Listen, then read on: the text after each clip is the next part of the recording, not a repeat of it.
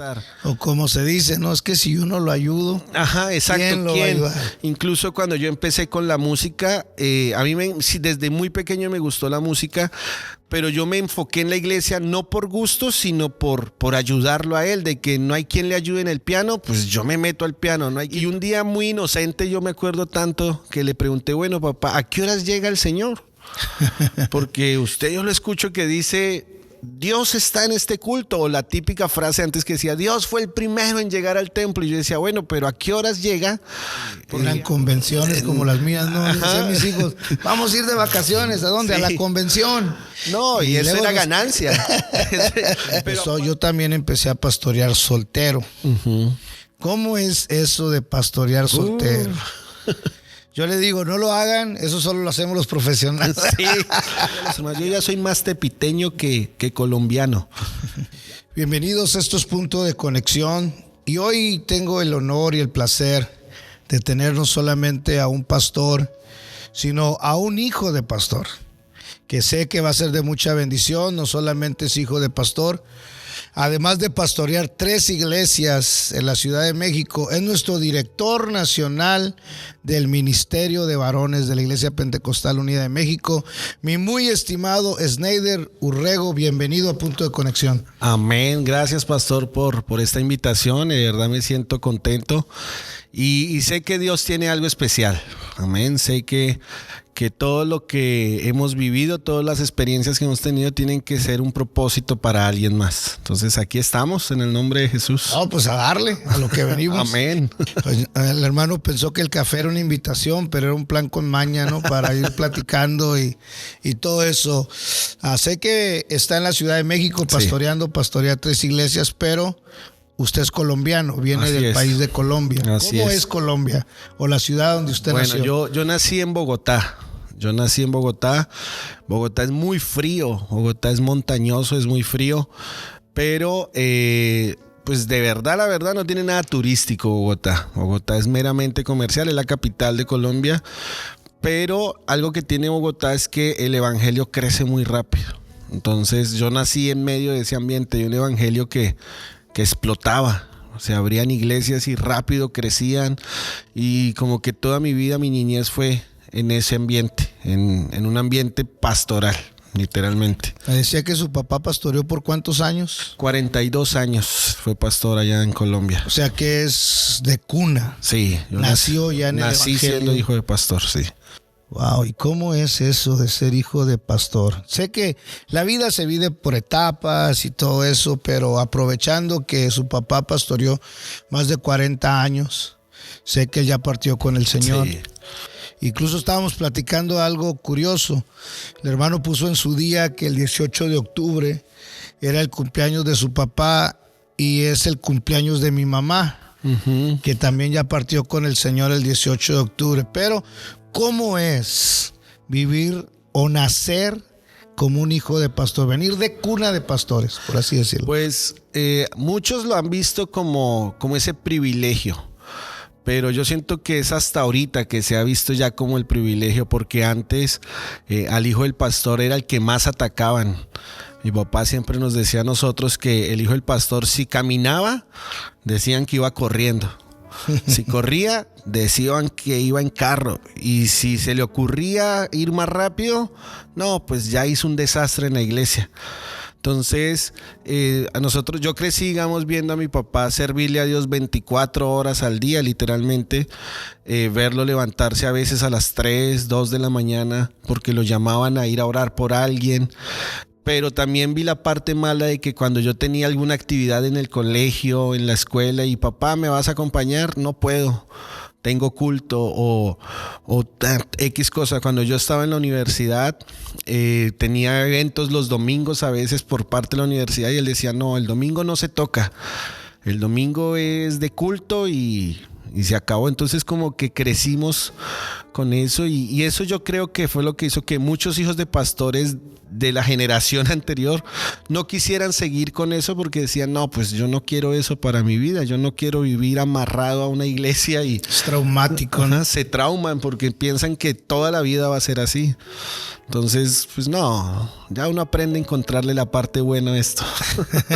Ahí está el detalle, hay que buscarle el lado amable, pero un momento clave en su vida como hijo de pastor, porque sabemos que nuestra audiencia son pastores. Así es. Tocamos temas familiares, ministeriales, que pueden ser de mucha bendición para muchas personas, pero algún momento clave en su vida como hijo de pastor. Hay dos situaciones que me marcaron a mí mucho.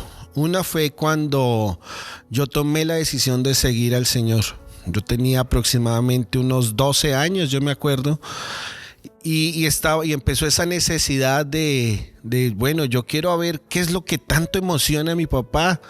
Porque yo lo escuchaba él todos los domingos predicar, que Jesús, que su iglesia, y a veces uno lo hace por rutina. Ok, yo canto porque mi papá me enseñó a cantar. O como se dice, no, es que si yo no lo ayudo, ajá, exacto, ¿quién lo va a ayudar? Incluso cuando yo empecé con la música, a mí desde muy pequeño me gustó la música, pero yo me enfoqué en la iglesia no por gusto, sino por ayudarlo a él, de que no hay quien le ayude en el piano, pues yo me meto al piano, no hay quien toque la batería, yo me meto a la batería, y como que crecí con esa cultura de lo voy a hacer, pero llegó un punto en el que yo dije, bueno, pues ya no quiero hacer esto por él, ahora lo quiero hacer por convicción propia. Y yo escuchaba las oraciones de mi padre, que él siempre decía, Señor, glorifícate, Señor, hoy ven a este culto y déjanos. Y un día muy inocente, yo me acuerdo tanto que le pregunté, bueno, papá, ¿a qué horas llega el Señor? Porque yo lo escucho que dice, Dios está en este culto, o la típica frase antes que decía, Dios fue el primero en llegar al templo. Y yo decía, bueno, pero ¿a qué horas llega? Porque antes que se ocupe, yo quiero hablar con él, o sea, yo quiero tener ese encuentro con él. Y mi papá pues se reía de mí y decía, no, es que así no funciona. No, pero son preguntas inocentes, ¿no? Sí, o sea, en mi inocencia era lo que yo le decía a él. Y me acuerdo mucho que un domingo predicó un pastor de Colombia, él ya falleció, él se llamaba Audón Castellanos. Era músico también y cantó y toda la iglesia contento. Y él habló precisamente de eso, de ese encuentro personal con Dios. Predicó, yo no le entendí nada a la prédica. Pues yo estaba bien pequeño y yo decía, pero... No es lo que yo estaba esperando, pero cuando terminó de predicar me acuerdo que hizo la invitación a que si alguien quería pues tener esa cercanía con Dios, que pasara al frente. Y yo me acuerdo que pasé y le dije, bueno, Señor, pues aquí estoy. A ver, como quien dice, pues ya. O sea que al principio quiero entender que sufría el ministerio, por así decirlo, sí, ¿no? O sea, uno no lo ve en su momento como sufrimiento, sino uno lo ve como carga. Sí. Como pues es que me toca, o sea, no tuve otra opción. Sí, o decir, no, es que si tengo que ayudarlo a mi papá, a mi mamá. ¿Los nombres de sus papás? Carlos Urrego y Teresa Bravo. Una vez yo estuve en la conferencia más. Ahí y su papá estuvo ahí, ¿no? Uh-huh, sí. Sí, tremendo. Además de usted, ¿tiene más hermanos? Tengo dos, uno mayor y una menor. ¿Y ellos están en el ministerio? No. Están en la iglesia, pero no están involucrados en el ministerio. Pero qué tremendo, ¿no? Porque en el caminar usted lo hace por necesidad, por apoyar, como yo lo veo seguido con mis hijos. Mira, vamos a hacer esto, papá, porque si no te apoyamos nosotros, ¿quién? Y empiezan exacto. a sentir. Pero tuvo una experiencia, es donde empieza a cambiar todo. Donde todo cambia. Y ese día yo me acuerdo tanto que yo tuve esa sensación de que, no, yo le mentiría al decir, no, es que sentí como Dios me habló, no, pero sí sentí algo diferente, como que ya no era, voy a hacerlo por ayudar a mi papá, sino pues quiero hacerlo, pero todavía faltaba algo más. Entonces, mi papá tuvo una enseñanza bien cuadrada.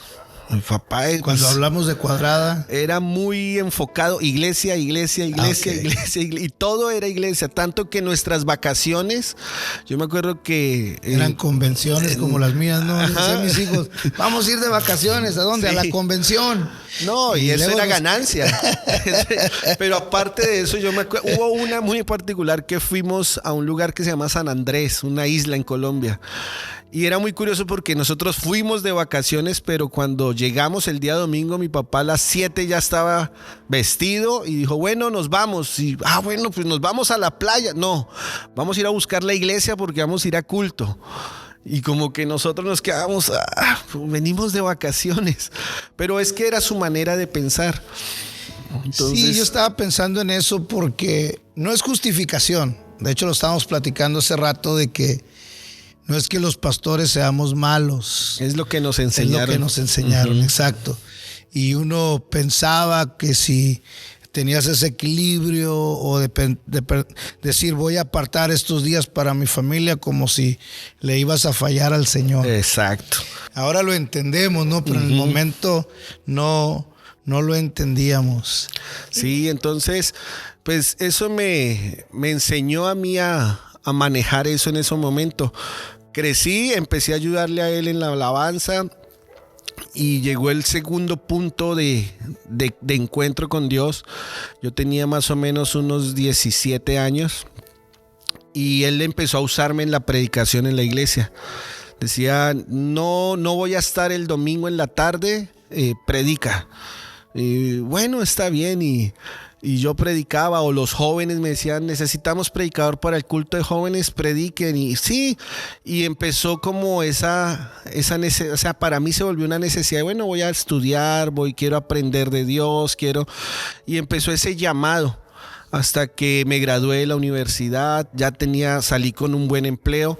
Ahora, ¿de qué se graduó? ¿Qué es lo que estudió? Yo estudié música y estudié una ingeniería en sonido. Entonces, yo salí de la universidad muy joven y empecé a trabajar. Oiga, con razón usted y el Inge se hallaron muy bien, ¿verdad? Sí. Estaban hablando cosas que yo ni sabía de qué estaban hablando, que esto es esto y que activo, pasivo, y dije, sí. Pues ya entiendo por qué. Sí, entonces ya trabajaba yo y un día me acuerdo tanto que un domingo después de la escuela dominical mi papá se sentó al lado mío en el piano, cosa que nunca hacía, y yo lo veía que me veía diferente a como todos los días, y ese día me dijo, ¿quieres servirle a Dios de verdad? Y yo le dije, sí, pues yo le estoy sirviendo a Dios de verdad, o sea, no estoy jugando. Y dijo, claro. No, dice, quiere ir a predicar. Hay un grupo de personas que no tienen pastor a los 17 años. Wow. Me dijo, y necesitamos a alguien que vaya y les predique. Pues como yo estaba trabajando, yo dije, pues voy y vuelvo. Y entonces él me dijo, no me entendió. Dice, aquí no se trata de ir y volver. Se trata de ir y quedarse allá. Entonces yo creo que ha sido la única vez que mi papá me puso a pensar y a escoger. Me dijo, tienes que tomar la decisión. Si vas a servirle a Dios, lo vas a hacer de tiempo completo. O sea, como decimos aquí en México, una decisión rajatabla. Exacto. Sí, y me puso a decidir. Yo duré como 15 días pensándolo. Yo decía, es que si renuncio a mi trabajo, o sea, me gradué para esto. Sí. Tenía como un mes trabajando, yo creo, mes y medio, y ya renunciar como que no se me hacía tan justo. Pero pues en medio de la oración sentí que dije, pues tengo el apoyo de mi papá, pensaba yo. Y me dijo, un día lo llamé y dije, ¿sabe qué, padre? Me voy. Bueno, renuncia al trabajo y viene la parte difícil, renuncié. Y dije, bueno, vámonos. Y llegué a un pueblo allá en Colombia, cerca de Bogotá, que se llama Granada, Cundinamarca. Y ahí fue donde empecé, digamos que esa parte ministerial solo. Empezamos iglesia y pues el primer culto pues fue el de posesión. No, estaba bien lleno el salón. Rápido empieza la mente. Sí. Wow, ya acerté. No, yo dije, ahora correcto. Sí. Porque habían más de 100 personas, sonido. No, yo dije, pues así es bien fácil. Al otro día tenía el primer culto dominical y habían 7 hermanos. Entonces como que fue ese golpe de realidad. A esto fue que yo te llamé y yo me acuerdo y siempre lo digo, yo había preparado un mensaje. Yo dije, no, pues que son muchas personas, voy a darlo todo. Y cuando vi a los 7 hermanos, yo creo que fue la primera lección que Dios me marcó en mi ministerio, porque me dijo, bueno, si le puedes predicar a muchos, también le puedes predicar a pocos. Y di mi mensaje y desde ahí empecé mi ministerio y hasta el día de hoy no hemos parado. Aquí 17 años. Tenía, sí. Wow, qué tremendo. Oiga, yo según digo que, bueno, yo empecé a predicar a los 17 años, pero ya a pastorear 20, más o menos. Ahora, yo también empecé a pastorear soltero. Uh-huh. ¿Cómo es eso de pastorear soltero?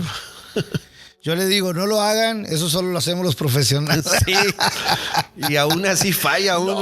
No, hermano.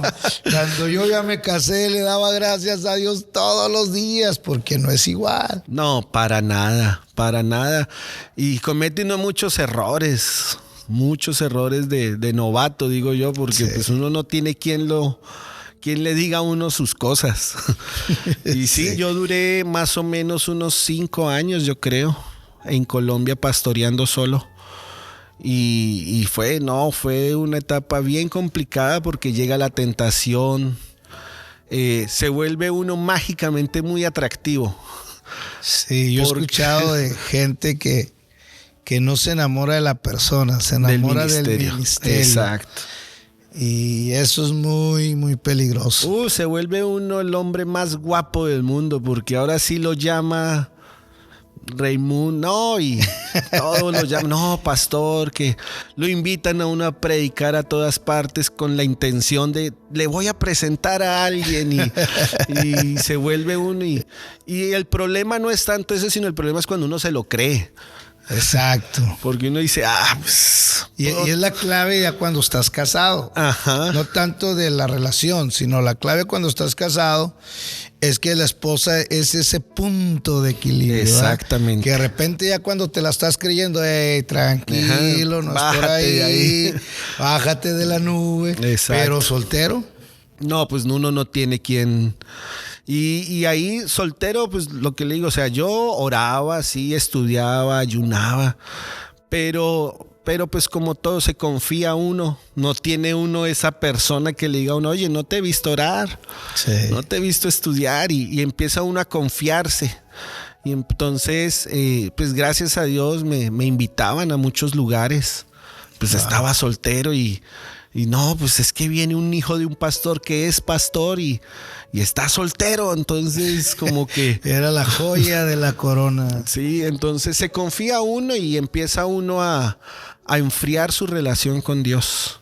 Empieza uno ya el mensaje que uno da ya no es un mensaje que alimenta, sino es un mensaje que emociona. Sí. Y pues eso tristemente a veces hasta da más popularidad. Es que se emociona, es que cuando ya es un mensaje guiado, dirigido por Dios, no es tan agradable, porque confronta la vida y el corazón de la persona. Ahora, dura 5 años ahí, y después, ¿qué siguió? Estuve en la transición que yo tuve fue estar ahí, estar con mi padre ayudándole en la iglesia local, como asistente de él, también como músico, entonces era mi función. Él me decía, hay que abrir en tal colonia o en barrio, le dicen allá, hay que abrir una iglesia, un culto de barrio en tal parte, vaya. Y sí, señor, y yo me iba y empezaba cultos ahí y él decía, bueno, voy a mandar a alguien para allá y usted venga para acá otra vez. Y así estuve, entonces como que fue ese entrenamiento también de empezar a trabajar sin miedo, wow, de hacer las cosas sin miedo. Para ir aterrizando poco a poco, aunque es colombiano, todos los primeros años de ministerio fueron allá. Uh-huh. ¿Cómo es que ahora es pastor en México? ¿Cómo fue esa transición de Colombia hacia la Ciudad de México? Pues hace 12 años, un día para mi cumpleaños en octubre, mi papá me preguntó qué quería de cumpleaños y yo me acuerdo tanto que le dije, quiero ir a México. Siempre me había gustado este país y quiero ir. Yo no sabía que habían eventos, yo solo le dije, quiero ir a México a conocer. Tenía un conocido acá, un pastor en Cuernavaca conocido. Hablé con él, me dijo, no, pues vente conmigo y aquí nos movemos, hacemos. Y coincidió que cuando llegué fue un día antes del MAS, de una conferencia MAS. Ya conocía yo al obispo Tomás. Hablé, le dije, pastor, voy a estar ahí. Dijo, no, pues véngase al MAS para que vea, tenga una experiencia diferente. Yo llegué a un MAS que se hizo en un lugar que se llama la Casa del Alfarero. en Ciudad de No, México. no me tocó. Bueno, la conferencia más significa Ministros Avanzando en Servicio, que es donde todos los líderes de la Iglesia Pentecostal Unida de México llegamos a esa conferencia, y además es el aniversario del Centro Pentecostal, que es la iglesia de nuestro obispo presidente. Así es. Y llega al MAS. Llegué al MAS, predicaron los 3 Dross. Wow. Que pues en Colombia los Dross son una referencia por su abuelo. No, yo me sentía, dije, wow, Dios me trajo por algo y me voy a llenar y voy a regresar. Pero no sabía el plan que Dios tenía. Ya antes de regresarme, el obispo me dijo, estoy buscando un joven soltero que sea músico y que predique, porque hay una iglesia en proyección. Y pues yo jugando le dije, sí, yo me le mido. Pero creo que el obispo no estaba jugando. Ahora, cuando hablamos de obispo en México, nos referimos a nuestro obispo presidente, ya que aquí hay supervisores, coordinadores, pero como la palabra tal obispo solamente lo usamos para mencionar a nuestro obispo presidente. O sea que la invitación vino de nuestro finado obispo presidente. Tomás Dross. Wow. Y yo me regresé a Colombia con esa idea de, bueno, pasaron los meses, eso fue en octubre, pasó enero, febrero, marzo, en abril, volví a hablar con él y ya me dijo, ya está el boleto. Y una, a rajatabla otra vez. Sí, me dijo, para junio está el boleto, ya decides si te quedas o vienes. Y pues fueron tiempos de tomar decisiones otra vez. Ya mi padre me volvió a decir, dijo, pues si lo sientes en tu corazón, si Dios te manda, Dios te respalda. Ahora, ¿la ciudad de donde usted venía es igual de grande que la Ciudad de México? Aunque Bogotá es la capital, yo creo que debe tener como unos 9 millones de habitantes. ¿Y en la Ciudad de México? 26. Entonces sí, la diferencia es bastante. Aparte el choque de cultural. Sí. Ahora que en Colombia la iglesia es bien diferente a la iglesia aquí en México, culturalmente hablando. Entonces era un cambio radical, era un cambio total, pero que yo quise experimentarlo. Yo vine con mi cabeza muy dispuesta, mi mente abierta, pues, Señor, lo que tú quieras hacer, yo lo voy a hacer, y tomé la decisión y un día agarré, vendí todas mis cosas, empaqué una maleta con ropa, mi computadora y pues nos vamos. Y así llegué yo aquí a México, con solo una maleta de ropa y una computadora, fue todo lo que yo traje. Wow, ¿en qué año fue eso? Fue hace 11 años, estamos en el 2025. 14. Ajá, más o menos en el 2014. Ahora viene desde Colombia, toma la decisión, hijo de pastor, toda una trayectoria. ¿Cómo es comenzar de nuevo en un país diferente? Aunque somos la iglesia pentecostal, pero estamos hablando de que culturalmente hablando somos completamente diferentes. ¿Cuál fue ese choque, por así decirlo? Todo. En la danza, en Colombia no danzan. Por cultura. El tipo de predicación allá es muy pasiva, muy tranquila. Más de enseñanza. Y aquí les gusta explosión. Entonces como que eso al principio me costaba mucho, pero me fui adaptando. Yo digo que una de las cosas que a mí me funcionó, me sirvió, mi padre siempre como que, yo hoy lo veo así, como que a mí me fue mentalizando a que algún día iba a pasar. Porque él me decía, la iglesia no se puede acostumbrar a ti. Tú te debes acostumbrar a la iglesia. No moldees, la iglesia no se puede moldear a ti, sino tú a la iglesia. O sea, si ellos caminan a la izquierda, no les digas, no, yo voy por la derecha. No, vete con ellos a la izquierda, solo dirígelos. Entonces eso me sirvió a mí, porque llegué acá y ya veía los temperamentos de los hermanos y me acomodaba a ellos. Y mi papá decía, para pelear se necesitan dos, así que si un día le pelean, dígales que sí. Y sí, y funcionó, hasta el día de hoy ha funcionado. Bueno, pastorear en una área como Tepito no es tan fácil. Ahora, llega soltero a la Ciudad de México, toma la decisión, ¿Y cómo es que consiguió novia mexicana, esposa mexicana? Eso fue muy gracioso porque fue en el Instituto Bíblico. Este instituto bíblico, Hizo de las suyas. No saldrán al ministerio, pero salen casados o con Sí. novia, ¿no? En el instituto, el obispo Tomás, el finado obispo, me invitó, me dijo que fuera, que mirara las clases. Y sí, ahí estaba en el instituto. ¿En Tláhuac le tocó? No, me tocó en Centro Pentecostal. Centro Pentecostal. Ah, ya, en Tláhuac ya no. Ujú. Y estaba yo en una clase y yo me acuerdo que nos dio materia, nos estaba dando la materia el obispo Tomás y habló de algo del matrimonio.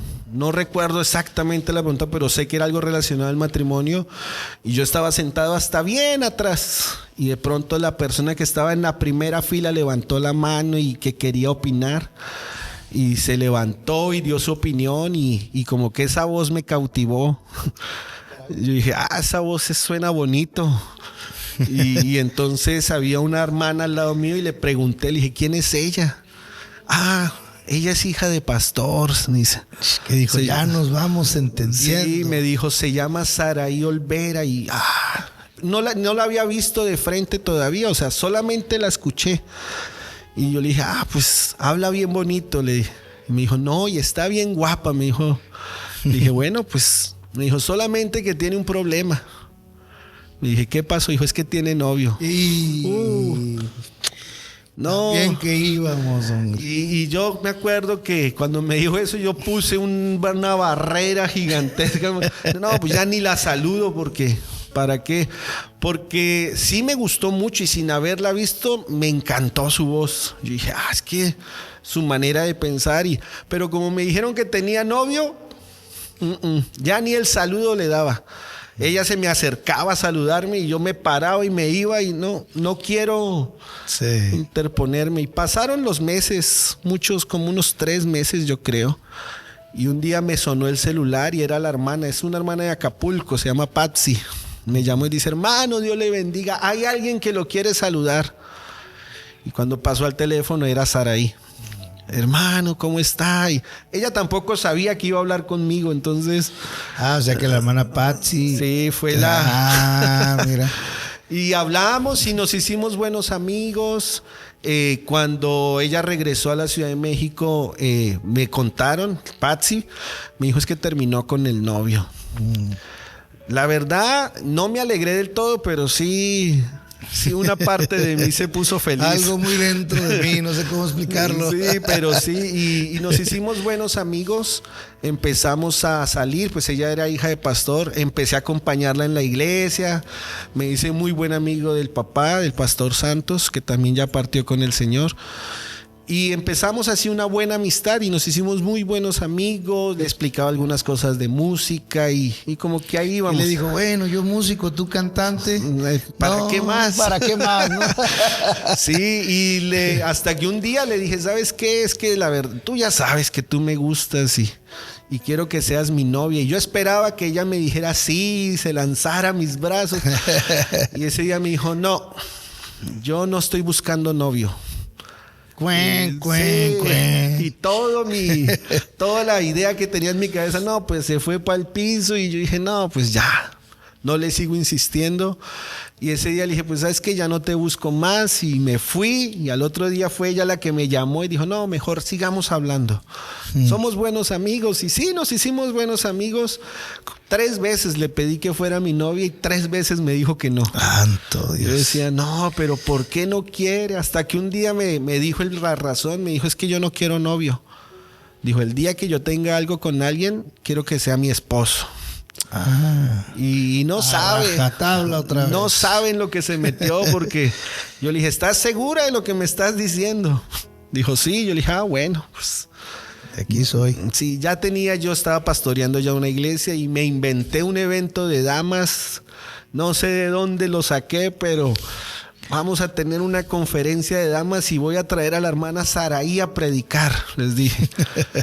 Toda la iglesia me apoyó, hicimos el evento, le dije a ella, paso por ti, te voy a llevar a predicar y de ahí vamos a cenar algo y te llevo a tu casa. Fue, predicó y cuando fuimos a cenar en el restaurante, era de un hermano de la iglesia, él ya sabía todo. me ayudó y sacamos un letrero grandote que decía, ¿te quieres casar conmigo? Y ella no me creía. Yo le dije, tú me dijiste que no querías novio. Bueno, pues quiero ser tu esposo. Y pues desde ese día hasta el día de hoy ahí estamos juntos. Ya llevamos 8 años de casados. 8 años. ¿Tienen cuántos niños? 2. 2. ¿Cómo se llaman? Efraín y Benjamín. Sí, una vez andábamos en Bellas Artes y andaban sus niños. Y no me acuerdo si traía una carriola y agarré la carriola y andaba con el niño no sabía ni quién era, yo loco ahí paseándolo. Qué tremendo, ¿no? Porque todo es una historia muy bonita, ¿no? De cómo Dios lo va llevando a uno por diferentes caminos. Yo siempre he creído que en Dios no hay casualidades. No. ¿Verdad? Decir, desde Colombia, desde el principio tomando decisiones que lo llevan hasta este punto. Ahora, ¿cómo es que empezó a pastorear en Tepito? Fue a raíz de la pandemia. Nosotros pastoreábamos ya con mi esposa una iglesia en Coyoacán, en Santo Domingo, Coyoacán. Entra la pandemia, se cierran la mayoría de iglesias en la Ciudad de México. Y entrando la pandemia, que cerraron, que ya nadie podía salir en la Ciudad de México, se enfermó mi suegro. Pero fue en cuestión de una semana, se puso muy grave, muy grave. Y el 2 de mayo del 2020 falleció. Entonces como que eso marcó mucho. Nosotros quedamos muy marcados con esa situación. Pues a mí me tocó llevarlo al hospital. Entonces quedamos muy como que con muchas preguntas. En eso, al otro día que falleció mi suegro, llegó el obispo Tomás a la casa y nos dijo, bueno, ¿y quién se va a quedar con la iglesia? Mi suegra pues estaba... Sí, en luto. Y ella solamente, yo me acuerdo que se miró con mi cuñado y dijo, pues yo no puedo. Y mi cuñado también dijo, no, pues yo menos, yo no. Y nos miró así con cara de, no lo quiero decir yo, díganlo ustedes. Y el obispo fue el que dijo, bueno, pues si ustedes no quieren, pues aquí está el hermano Schneider y la hermana Saraí. Creo que son los más indicados. Ya veníamos trabajando en la iglesia ayudándole a mi suegro, entonces como que Dios venía preparando nos iba preparando el camino para lo que iba a pasar ahorita en Tepito. Ahora, se oyen tantas historias de Tepito, ¿no? Veníamos hablando, Mano Bailón venía en el carro y veníamos hablando de Tepito y él hasta venía asombrado, ¿no? De cómo es. Se oyen tantas historias de Tepito, buenas, malas. Sí. Pero es interesante saber cómo es. ¿Cómo le dicen a las personas de Tepito? Usted lo dijo, tepiteño. Tepiteños. Tepiteños. Porque sí, cuando veníamos en el carro, usted dijo que es muy complicado entrar en el círculo de ellos. Pero una vez entrando... ya eres parte de ellos. Ya no te sueltan. Y dan todo por nosotros.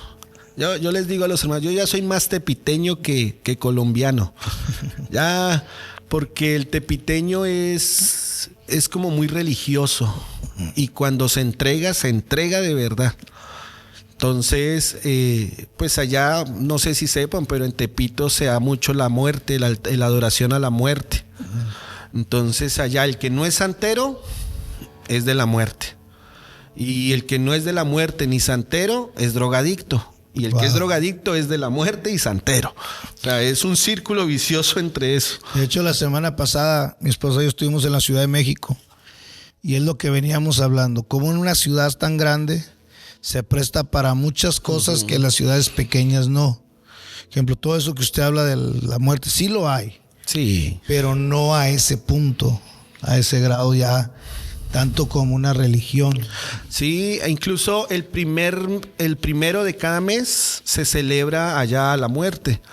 Entonces se cierran calles y yo creo que sería, o sea, de pronto no lo van a creer, pero yo he visto más de 200,000 personas llegar al altar para ver la estatua de la muerte 5 segundos, porque no pueden verla más tiempo. O sea, caminan y la ven y siguen caminando a salir, porque es muchísima la cantidad de gente que en el transcurso de todo el día están llevándole flores, ofrendas, dulces, comida. O sea, es impresionante la cantidad de gente que va a adorar la muerte. Ahora, veníamos platicando de que pastorea 3 iglesias. 3 iglesias. ¿En esa área? No, está la de Coyoacán, que es donde nosotros iniciamos, la de Tepito, que fue la que mi suegro nos dejó, Y en base a la pandemia tuvimos la necesidad de abrir otra iglesia porque los hermanos ya no podían asistir al culto, y está en la delegación de Tlalpan.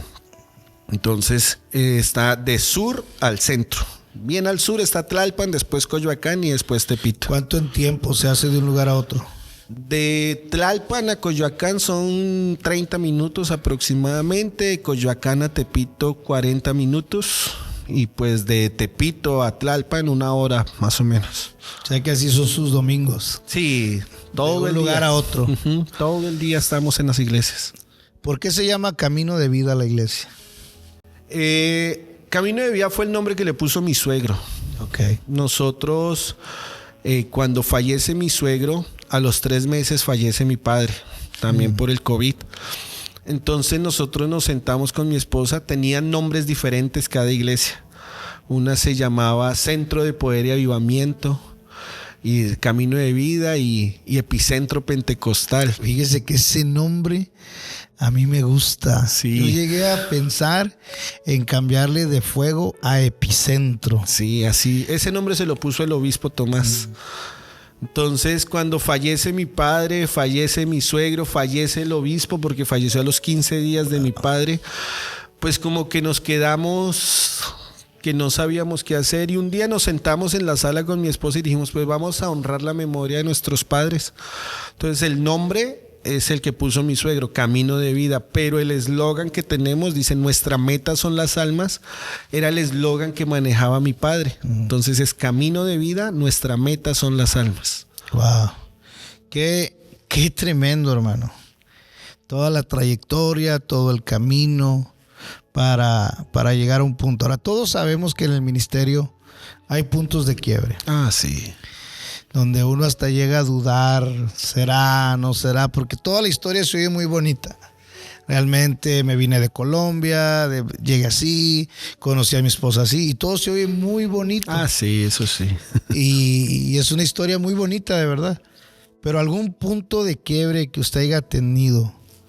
Sí, en realidad fueron dos situaciones muy fuertes. Una en Colombia, antes de venirme. Yo también estuve en una relación muy larga, en la que pues se puede decir que ya me iba a casar ahí, pero pasaron muchas cosas que marcaron mi vida y que interrumpieron ese crecimiento espiritual que traía, y fue como que ese alto que Dios puso, porque todos mis amigos me dieron la espalda, todos. Cuando yo pastoreaba allá en la iglesia solo, tenía un montón de amigos. Y es que mi amigo el pastor, después de que yo paso una situación con la que era mi novia en ese momento, tuvimos una situación en la que los dos fallamos, en la que los dos nos equivocamos, y aunque nos íbamos a casar, esa era la excusa que estábamos usando nosotros para justificar nuestro error. Yo me acuerdo tanto que el supervisor de allá me llamó y dijo, Snyder, mejor ayúdale a tu papá, termínale a ella y ayúdale a tu papá, y que Dios haga el resto. Pero es como si yo sentí que fue Dios diciéndome, estás mal, mejor frénale y sigues. Y todos los que decían ser mis amigos voltearon bandera y se fueron. Entonces quedé prácticamente solo.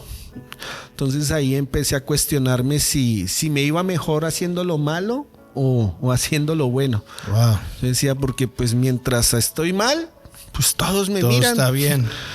Pero ahora decirlo, que quiero hacer las cosas bien, estoy solo. Entonces como que fue ese punto en el que yo dije, Señor, yo creo que esto no es lo mío. Yo mejor me voy a dedicar a mi carrera, me dedico a lo mío y ya. Y sí, fue eso. Y lo segundo fue ya estando en México, casado ya. Pues como todos los matrimonios, uno tiene etapas en las que no todo es color de rosa. Claro. Y hubo un momento, yo creo que muy temprano en el matrimonio, en el que empezamos a vivir la inexperiencia. Sí. De no solo del matrimonio, sino del ministerio. Entonces empezamos a cometer error tras error tras error, y eso se vuelve como una bola de nieve. Sí. Y arrastra. y empezamos a tener muchas diferencias con mi esposa, muchas peleas. Y pues al ser tan jóvenes ministerialmente y pues en el matrimonio, hubo un punto en el que ella me dijo, ¿sabes qué? Ya no va más. Hasta aquí llega nuestro hogar. Pues muy bonito y todo, pero no va más. Y el día que ella me dijo eso, yo me acuerdo que mi primer reacción fue agarrar una computadora y decir, pues me voy para mi país. Y agarré y busqué vuelos a Colombia y me fui. O sea, busqué el vuelo, no lo pagué ni nada, solo lo separé. Y le dije, pues aquí queda tu casa, yo me voy. Y me salí, me fui para un hotel a dormir yo solo. Pero pues Dios es muy bueno. Sí. Dios es muy bueno, usó unos grandes amigos que tenemos. Y como a medianoche llegó mi esposa al hotel. No sé quién le dijo que yo estaba ahí. Solamente llegó, me abrazó y me dijo, ¿sabes qué? Perdóname. Yo le pedí perdón y ese día entendimos que son maneras diferentes de aprender. Sí. Entonces, pues no ha sido fácil. Pero sí se puede. Ah, sí se puede. No ha sido fácil, pero es posible. Amén. En el Señor. ¿Por qué? Porque en esos momentos es donde nos damos cuenta que somos seres humanos. Sí. No las puedes todas, pero eso es la manera en que uno va aprendiendo. Me comentaba que ha escrito 3 libros. Sí, tengo uno que se llama El Poder de la Alabanza. Ese pues ha sido como experiencias que hemos tenido a través de la música, de la alabanza, de ministrar a la iglesia y es como que también en ese libro hablo un poco de esa transición de la alabanza en Colombia y la alabanza en México, de lo que significa. Yo cuando llegué a México para mí era pecado danzar y yo veía danzar y para nosotros es pecado no hacerlo. Ajá, sí. Entonces yo veía que danzaban y me caso con una tepiteña que hasta la ofrenda se la danzan allá. Y mi suegro cuando fue mundano era bailarín. Entonces era de no danzar a bailar en extremo en la iglesia. Entonces eso cambió mi perspectiva y Dios me regaló ese libro. Después escribí uno para hijos de pastores. Muy necesario. Que ese es el enfoque de yo no pedí ser hijo de pastor. Entonces es como esa transición en la que aprendemos a sobrellevar el ministerio y a entender de que nosotros no lo escogimos, pero Dios nos escogió a nosotros. Y el tercero ha sido un libro con algo que Dios nos ha dado, que es un ministerio de restauración. Entonces ha sido enfoque mucho por ahorita que Dios me ha permitido estar en el ministerio de señores. He visto que hay muchos hombres lastimados también, no solamente por otras personas, sino por las iglesias, por sus líderes, por su familia y pastores principalmente o promotores. Y ese libro Dios me lo permitió gracias a un promotor que que pasó una transición muy fuerte y estuve muy cerca a él. Y el libro se llama Del silencio al altar. Del silencio al altar. Entonces ha sido como esa la experiencia que Dios me ha permitido tener. Ahora, ¿cuáles son los pasos para hacer un libro? Yo he tratado, una vez hice uno que lo mandé a editar y ya nunca lo recuperé. Porque realmente para mí un libro tiene mucho que ver la experiencia. Sí. He leído muchos libros, me gusta leer mucho, pero a mí me gusta cuando el libro lleva la vivencia, la experiencia de la persona. Pero, ¿cómo es hacer un libro? Pues ni yo supe cómo los hice. Yo solo un día, el primero, el del poder de la alabanza, un día me senté y le dije, Señor, yo quiero escribir lo que he vivido. Y empecé, y entonces al principio lo empecé a hacer como si fueran predicaciones. Ya. Entonces era como si cada capítulo fuera una predicación. Y mi manera de de ver si sí funcionaba era predicarlo en la iglesia. Entonces el domingo voy a predicar sobre esto y, no, mire, esto no. Y empecé a escribirlo, empecé a editarlo, se lo mostré a mi esposa. Ella es psicóloga, ella pues algo le sabe a eso y no, aquí cámbiale esto, hazle esto y después ya se lo mandé a alguien que sabe del tema. Me dijo, no, está mal redactado, vamos a hacerlo así y me ayudó y quedó. Y gracias a Dios ahí está.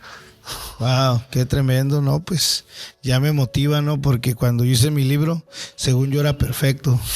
Ya cuando lo miraron, no, pues era más imperfecto que nada. Somos ministros de la Iglesia Pentecostal Unida de México, que es la organización a la que pertenecemos. Pero también usted es nuestro promotor nacional del Ministerio de Señores, un área muy importante, como ahorita lo dijo en su tercer libro, Del silencio al altar. ¿Cómo es trabajar con un ministerio tan importante como es el de los señores? Pues en un inicio fue bien complicado porque yo empecé a darme cuenta que algo que le faltaba al ministerio de señores era identidad. A veces nosotros carecemos de identidad y de trabajo en equipo. Todos queremos figurar, todos queremos ser aplaudidos. Todos queremos ser el primero. Todos queremos. Y yo me acuerdo que cuando yo empecé siendo promotor distrital, y cuando era promotor distrital, lo primero que les dije fue, no, vamos a trabajar en equipo. O sea, que si uno gana, todos celebramos. Y si uno pierde, todos lo levantamos. Y no estaban acostumbrados, pero fueron entendiendo la idea. Y gracias a Dios, pues como que el ministerio en el central entendió lo que Dios quería decir y empezamos a apoyarnos. Entonces el ministerio fue creciendo. De ahí pasé a ser promotor zonal. Entonces yo llegaba a las CONALITs y eran 5 promotores en una asamblea, en una reunión de promotores nacionales. Y yo decía, es que hay algo en lo que estamos fallando. Hay algo. Estaba el pastor Oscar Loya y un día me senté a hablar con él y yo no sabía el plan que Dios tenía. Simplemente me senté con él y dije, pastor, necesitamos tener identidad.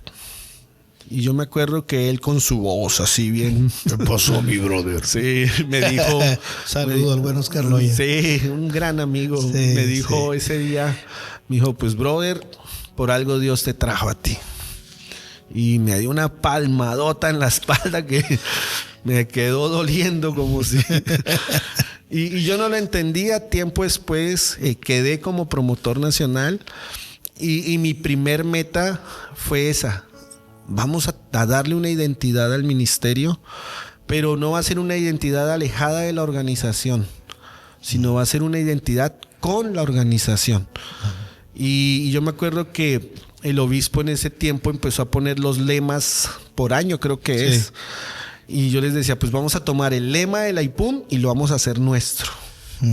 Y todos decían, no, es que vamos a hacer esto. Y nosotros, no, decían, no, porque la idea es trabajar en equipo. Claro. O sea, no somos un ministerio aparte de la IPUM, no, somos un ministerio de la IPUM. Claro. Y empezamos a trabajar así y empezó a tener identidad el ministerio. Y yo creo que una de las cosas que funcionó es que empezamos a ver al que no se veía. Entonces empecé a viajar a distritos que tenían promotor, pero pues ni él sabía que era el promotor. Y yo llegaba, viajé a pueblos y ¿usted es el promotor? Sí, pues mire, le daba un manual, me sentaba con él y decía, usted tiene que hacer esto. Y empezó a funcionar. Hicimos una playera. Y entonces yo les dije, somos guerreros, usamos como el lema o como escudo un chofar. Les dije, es una arma de guerra. Y como que los fui mentalizando, somos guerreros, somos valientes. La Biblia dice que el primer logo que tuvimos fue el despertar de los valientes. Entonces como que todos se la creyeron. Y empezó a levantarse y gracias a Dios ahí vamos. Qué tremendo porque hablando de hombres y decir no teníamos identidad.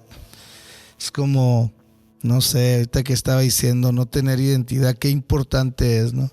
Que cuando uno es joven, por eso se equivoca tanto. Yo me acuerdo cuando era jovencito, bailé quebradita, anduve en patineta, bicicleta, esto, lo otro, pero buscando mi identidad. Exacto. Buscando encajar en una área, ¿no? Que me pudiera aportar algo.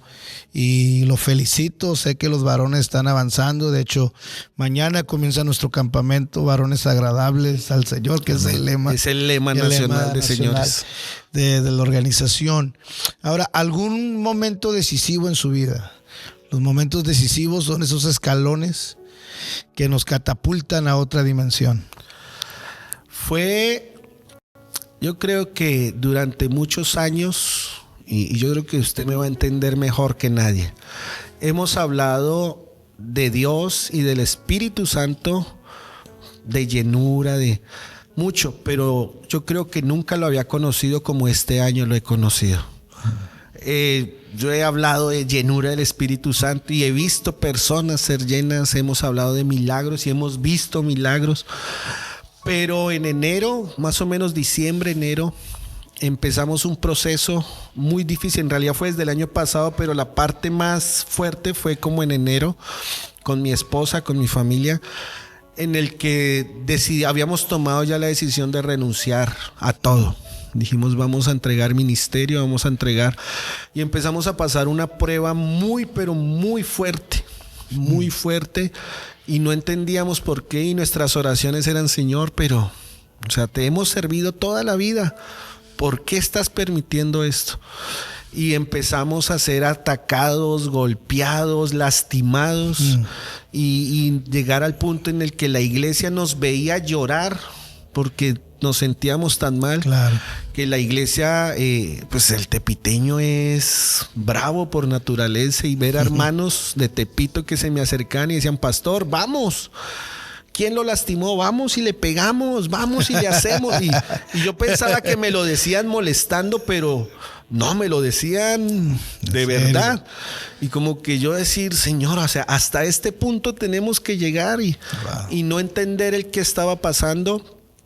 Empezó el mes de abril, que para mí en lo personal fue un mes durísimo y de transición. Mi esposa me dice, oye amor, quiero ir a tiempos de refrigerio. Y Dios abrió una puerta muy grande para que ella fuera, yo no pude ir. Y ella me dice a mí, y de verdad que hasta con dolor lo digo, estando allá me dijo, ¿sabes qué? Yo ya no voy a regresar. Yo creo que esta es la oportunidad para soltar todo. Y yo estaba en mi casa con mis hijos y yo decía, pero Señor, o sea, lo que iba a ser de bendición se va a convertir en algo negativo, y fueron noches de incertidumbre, pero pasó tiempos de refrigerio, y el último día de tiempos de refrigerio me llamó mi esposa llorando. Estaba con el pastor Elías Limones. Y mi esposa dice, estoy aquí con el pastor Elías. Dice, quiere orar por nosotros. Yo no, bueno, sigo el ministerio del pastor Elías, pero no soy cercano a él. Y dice mi esposa, dice, yo sí soy muy cercano, bueno, conozco su trayectoria y él nunca hace esto. Dice, siempre se le acercan que una foto, que firme un libro, dice, pero nunca lo había visto orar por nadie. Y ella después me dijo, y esa era la señal que yo le tenía a Dios. Y oró el pastor por nosotros. Bueno, yo estaba por la línea. Y yo sentí como si Dios dijera, listo, ahora es tu tiempo de refrigerio, ya. Bebe, sáciate, descansa, que ahora sí viene el trabajo. Y sí, llegó mi esposa a México, nos sentamos, hablamos, le dijimos, Señor, pues lo ponemos en tus manos. Tú tomas el control. Y creo que pensábamos que todo iba a salir bien, pero se levantó la ola más grande. Y entonces empezamos a tener muchos problemas, muchas dificultades. Los ataques de la gente llegaban a nosotros como hablándonos al oído, pero ¿por qué sigues ahí? Vete, salte, daña, haz. Y yo no sé, Dios siempre puso una palabra en mí que yo decía, no. Si Dios nos tiene aquí es porque Dios nos va a sostener. Así es. No sé cuánto vaya a durar esto. Yo siempre les decía, puede que sea un mes, 2 meses, 1 año, pero quiero conocer a Dios en esta circunstancia. y empezamos a experimentar algo muy especial, y con mi esposa le oramos a Dios y le dijimos: Señor, ya no quiero sentir tu presencia. Y de pronto muchos no lo entienden. Yo decía, todos hablamos de que se sienta la presencia. Yo decía, no, yo quiero ahora ver tu presencia, que los cultos en la iglesia veamos la gloria de Dios, que si vamos a orar por un enfermo, que sane. Se sane, que si oramos por alguien que está endemoniado, se liberte, que si oramos por alguien que tiene problemas, no mañana, no, ahí queremos ver tu gloria en el culto. Y empezamos a experimentar un mover de la gloria de Dios sobrenatural. De verdad, empezamos a ver milagros en las iglesias que antes no se veían. Empezamos a ver como si Dios nos estuviera respondiendo a esa oración. Y dijimos, bueno, pues se dice que después de la tormenta viene la calma, pero aprendimos a conocer a Dios no en la calma, sino en la tormenta. Es que un momento decisivo jamás va a venir en un tiempo de paz. Los momentos decisivos tienen que venir cuando todo es adverso. Pero duré, creo el martes terminé de predicar 2 de Crónicas 7:14. Entonces, humillar mi pueblo, sobre el cual mi nombre. Y yo le llamé pasos para que una petición sea contestada.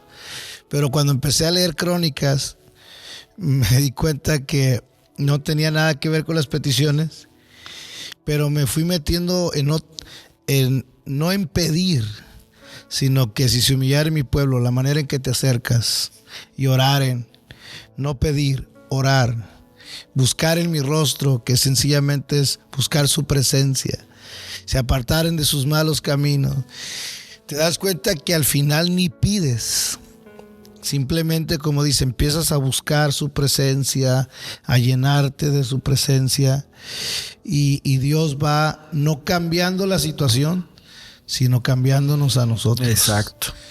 Y aprendemos a conocerlo a Él de una manera que nosotros, yo nací en la iglesia, mi esposa también, y aprendimos ahora a conocer a Dios de tal manera que lo que conocíamos antes, decimos, no, eso no se compara con lo que estamos viviendo ahorita.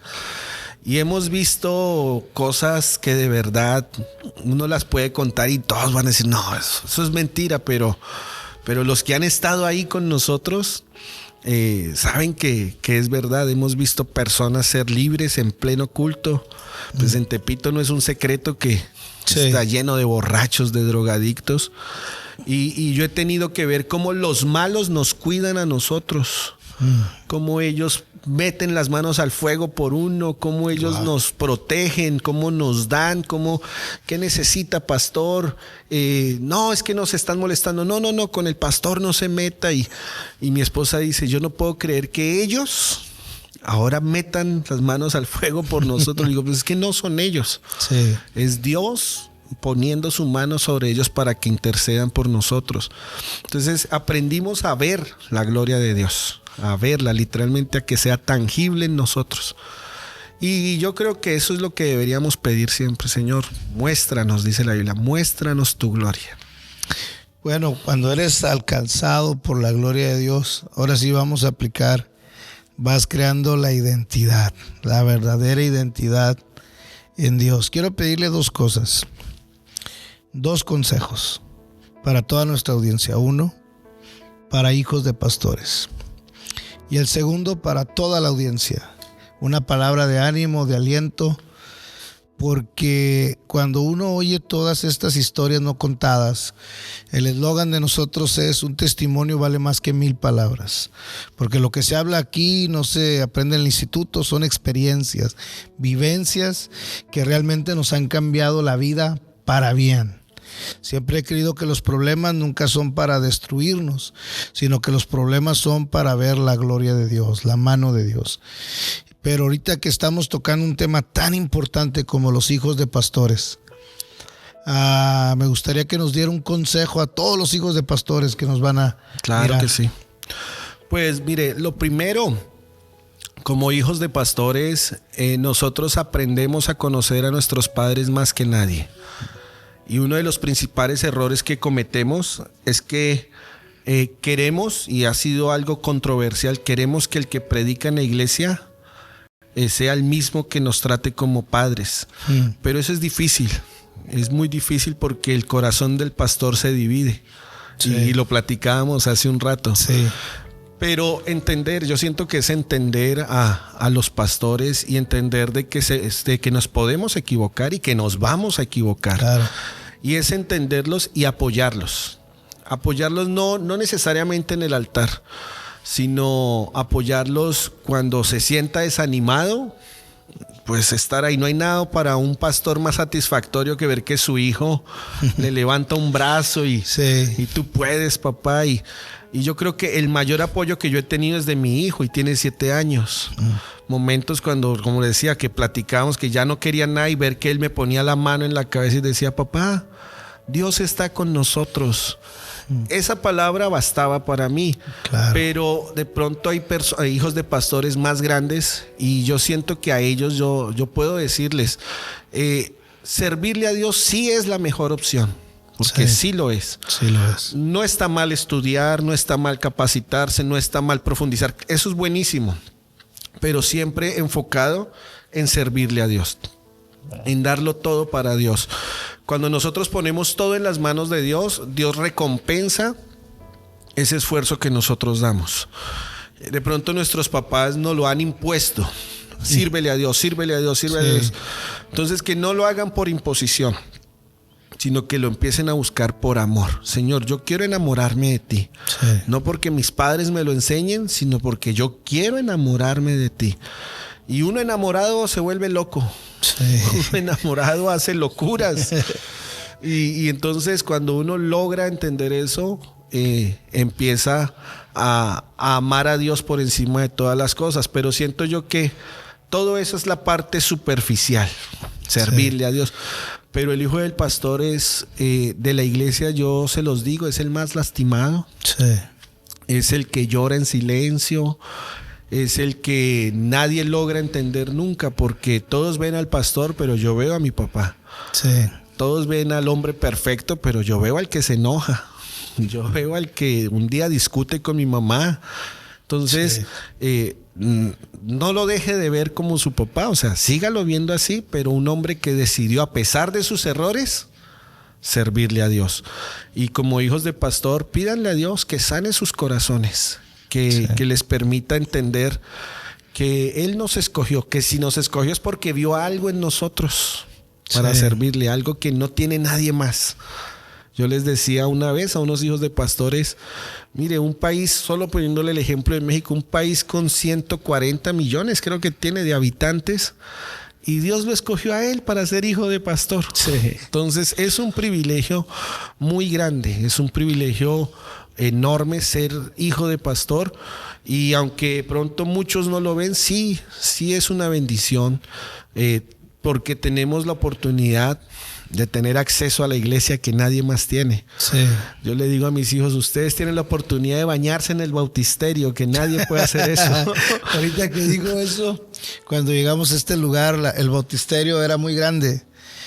Y mis hijos me decían, déjanos bañarnos. Y ahorita me pegó, nunca los dejé. No, yo sí ya. Cuando le hacemos aseo al bautisterio, ellos saben que esa se convierte en su alberca. Y ahí se meten y aprendimos a hacerlos parte del ministerio. Entonces es al hijo, involúcrese, búsquela. Hoy en día que la tecnología... A veces yo no estoy tan grande, pero también la tecnología nos golpea. Esos niños traen un chip en su cabeza para eso, y ayúdenles en eso. Y créanme que sus papás se van a sentir... es parte del ministerio. Es parte de... Y a la audiencia en general, yo lo que les puedo decir de todo corazón es que todavía no han visto el mejor milagro de Dios en sus vidas. Eso. Todavía no han experimentado. O sea, de pronto creemos que ya vimos el milagro más grande, que ya vimos la cosa más asombrosa. Pero si estamos aquí todavía es porque todavía nos falta conocer lo más espectacular de Dios. Yo me hice una promesa a mí mismo, y siempre que oro le digo, Señor, déjame ver tu gloria como nunca antes la haya visto. Y si hoy me sorprendo, pues mañana me quiero sorprender más que hoy. Sí. Y en una semana me quiero sorprender más que mañana, porque Dios es infinito y nunca va a dejar de ser. Pero sorpréndeme, déjame experimentar tu presencia como nunca antes. Háblame de cualquier manera, pero háblame. Y cuando le decimos eso a Dios, empezamos, como les decía, a ver su gloria. Jesús le dijo a Marta frente a la tumba de Lázaro: ¿no te he dicho que si crees verás la gloria de Dios? Entonces es eso, es: Señor, quiero ver tu gloria, quiero experimentar. A veces, lo digo con mucho respeto y es mi punto de vista, a veces nos da miedo decirle a Dios: Señor, como hizo Jacob, de aquí no me muevo hasta que no sienta tu presencia, hasta que no sea lleno de tu espíritu. Nos da miedo decir: es que le voy a faltar el respeto a Dios. Pero la Biblia dice que el reino de los cielos es de los valientes. Sí. Entonces a veces necesitamos esa valentía y decirle: bueno, Señor, pues de aquí no me muevo hasta que yo no vea mi milagro, hasta que yo no vea lo que vas a hacer. Y entender de que Dios va a responder. Dios quiere eso. Sí. Dios quiere alguien arriesgado, alguien que diga: pues yo tomo la palabra y le hago, y no me rindo, y voy a retar a Dios. Y de pronto muchos lo toman a mal. Claro. Pero no, Señor, yo lo hago en tu nombre y yo voy a hacerlo, voy a dar en tu nombre, voy a apoyar en tu nombre, y por encima de todo eso, siempre entendamos que Dios no se equivoca. No se equivoca. Nunca se ha equivocado ni se va a equivocar. A veces nosotros sí, y entonces a veces Dios nos da dones, talentos, pero siempre deje que Dios sea el que ponga ese administrador de ese don, de ese talento. Sí. Yo soy pastor ahorita y puedo tener muchas cosas a mi favor, pero si yo lo quiero manejar yo, voy a terminar mal. Sí. Yo necesito a alguien que me pastoree a mí, aunque soy pastor. Sí. Entonces, digamos, en su caso, usted es el supervisor. Sí. Usted necesita estar, pero usted también necesita ser pastoreado. Sí. Y a veces nosotros creemos que por la posición, por lo que sabemos, por lo que tenemos, no lo necesitamos. No, pues sí lo necesitamos. Fíjese que yo te estaba hablando con un amigo acerca de este punto que acaba de tocar de la autoridad. Yo nunca me he atrevido a poner la mano en la cabeza de alguien que está por encima de mí. Uh-huh. ¿Por qué? Porque es la autoridad. Exacto. Y con todo respeto toco su hombro o no sé, pero es un principio de honra. De honra. Ajá.